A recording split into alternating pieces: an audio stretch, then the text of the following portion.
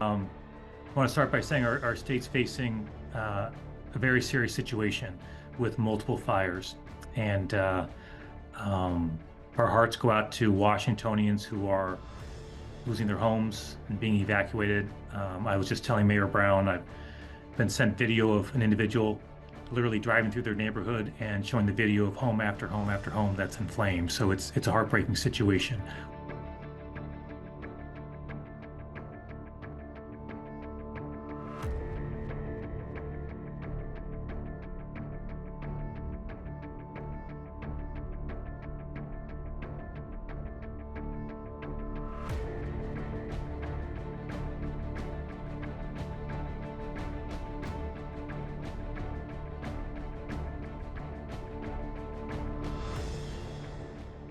Earlier today, at about, I think, 9 o'clock this morning or so, I declared a statewide emergency and a statewide burn ban because we've heard how challenging the situation is and how challenging we expect it to be, especially this weekend with extremely high winds that you'll be hearing more about, high temperatures, and a really volatile situation.